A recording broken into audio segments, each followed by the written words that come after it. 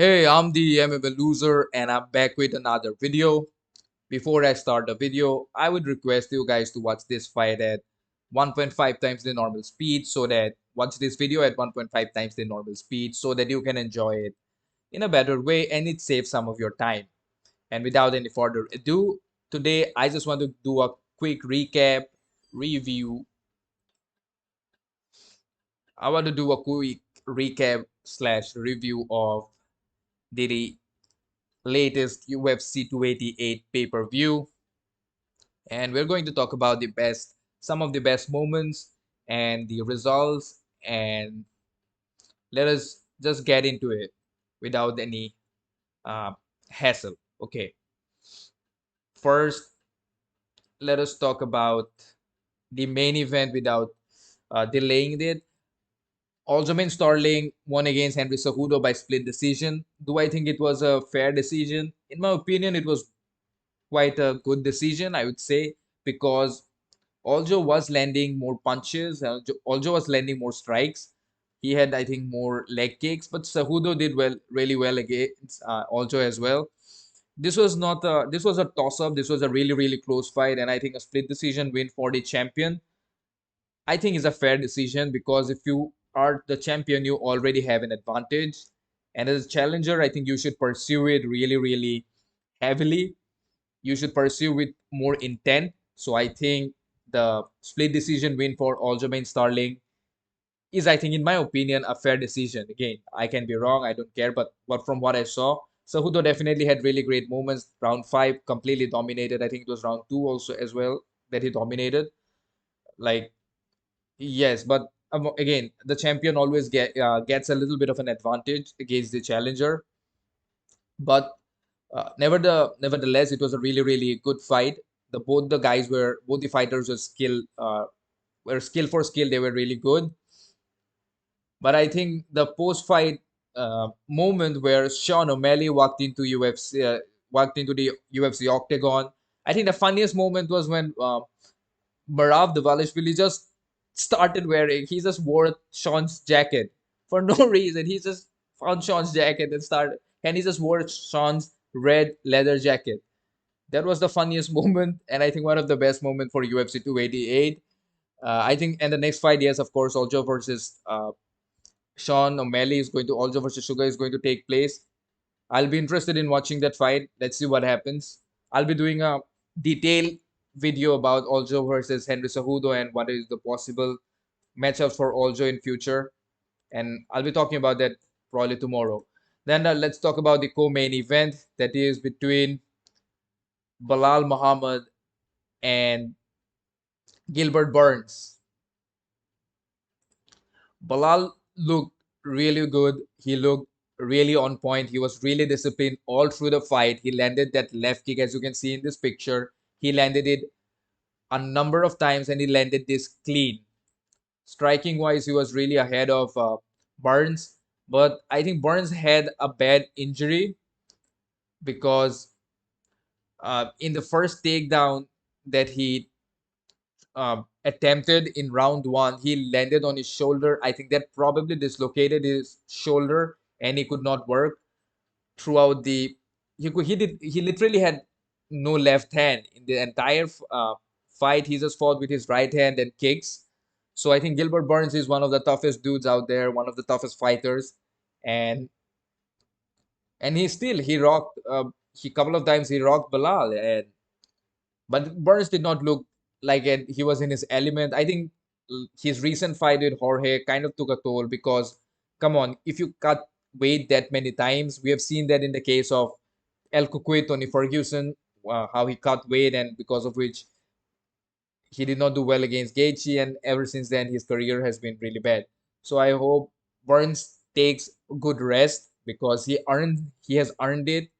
He deserves to take rest. But for Belal deserves a title shot next. I think Belal completely deserves the next title shot. And after Kobe versus Leon, I think whoever wins this chamber, whoever has the belt, they should defend it against Belal. Until and unless Dana just decides to do something very weird and just gives someone else a title shot after them. But I think Belal looked phenomenal. Belal looked really on point. I would have, I think a finish would have been better, but again, he went 5 rounds with Gilbert Burns. That is, again, I'll do a detailed analysis or whatever, a detailed discussion about that fight in another video. But for now, Belal Muhammad versus Burns. Belal won that fight by unanimous decision, and a fair and a very, very good unanimous decision. I think Belal for the title shot next. Now let us talk about the third fight, which was my favorite fight, is Xiaonan versus Jessica Andrade.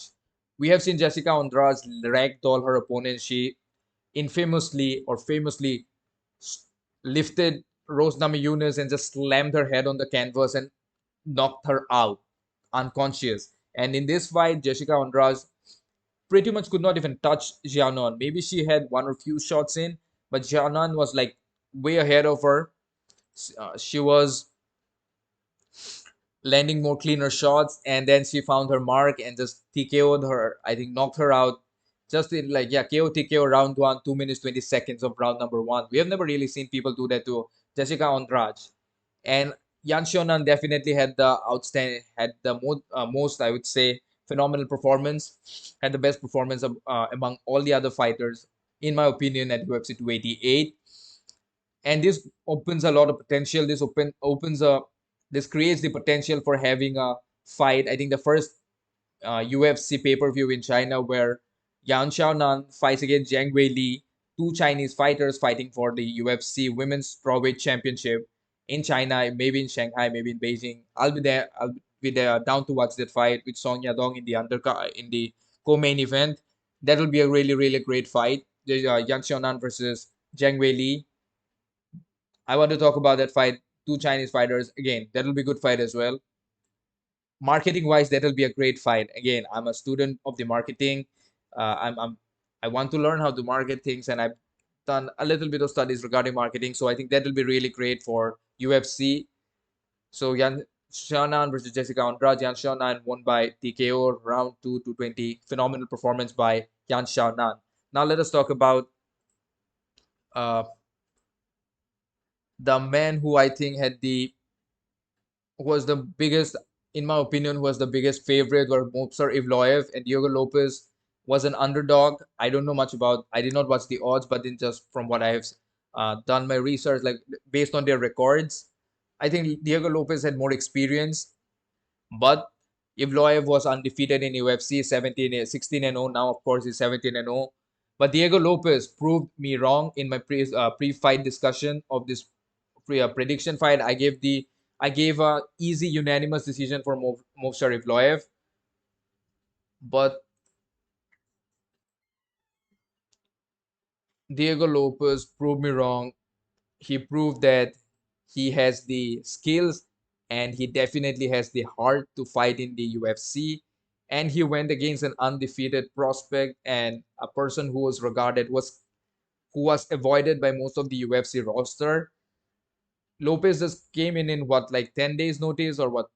I don't know. It was like what, 5 days notice? I don't even, not even 10 days. It was like a, yeah, it was like a 24-hour notice or something. Diego Lopez just came in, had really great moments. He on the feet he was landing really, really good shots again against Evloev, and on the ground he threatened an armbar, a knee bar, and I think a kimura, and all of those were really good. He wasn't just looking for a submission like someone like Kron Gracie, where Kron Gracie was just doing nothing, but Diego Lopez had a really good debut, his UFC debut against an undefeated prospect like Evloev. He proved his mettle. He just proved how good he is and what kind of potential that he has. And in future, I see him fighting, uh, like his upcoming fights will be better from this. I hope his upcoming fights are better than what we saw today because he looked really good. I once, but again, Evloev, of course, won that fight fair square, but he was in trouble. So Diego Lopez, I think another outstanding or standout fighter for UFC 288. I'll do a detailed review or a detailed analysis of this fight as well tomorrow on the channel. Now let us talk about, I think, which was probably the stupidest fight by Kron Gracie against Charles Jourdain.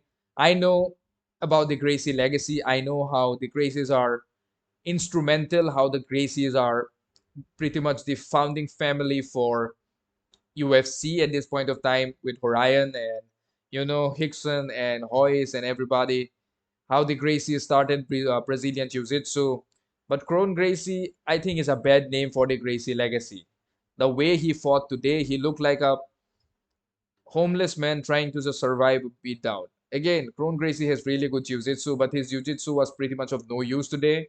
I would have been I think Charles Jourdain should have pushed for a finish on the stand-up. That is, while standing, he should have gone for a finish. But Kron Gracie kept pulling guard, and he did not use that guard for setting up anything.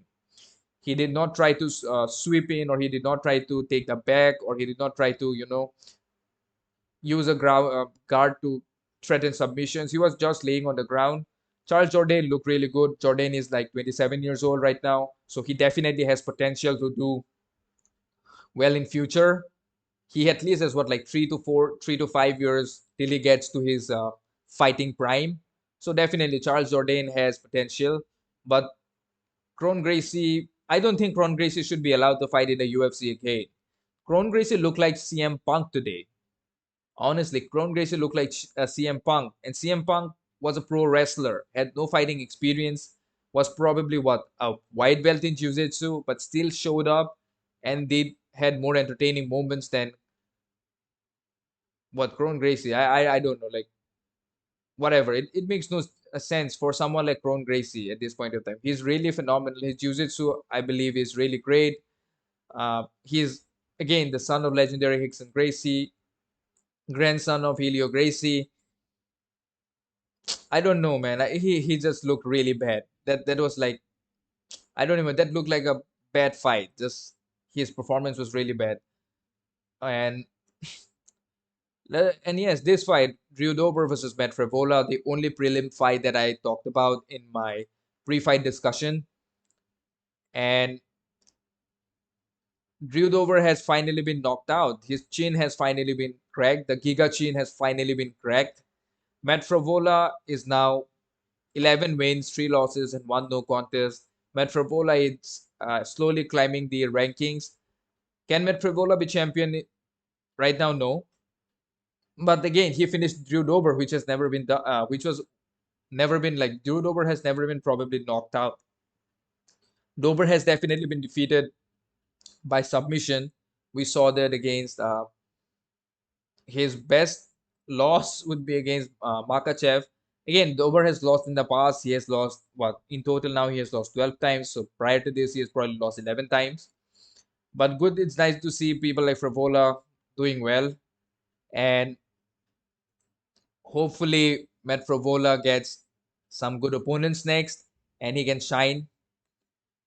And overall, I don't know what more there is more to say about these fights, because I'll be making a detailed individual review about this fight, about these entire fight cards, all these individual fights. I'll be making a detailed analysis of those fights and what will be the future outcomes of those fights, like what will be the future potential matchups between the fighters of these fight cards. But overall, I think UFC 288 was an entertaining fight card, and Aljamain Sterling remains the bantamweight champion. Belal Muhammad did well. He did really well against Burns, and he deserves the next title shot at welterweight. Movsar Evloev had a dominate, I would say, a win. I won't say it was very dominating, but he definitely had quite a good performance. Zhang Xiaonan versus Weili Zhang has been set up, and yes, Kron Gracie looked really bad. Matt Frevola cracked the Giga chin. That is it. That is it. You guys do let me know what you thought about UFC 288 and what was your favorite fight slash your favorite moment for the pay-per-view of UFC 288.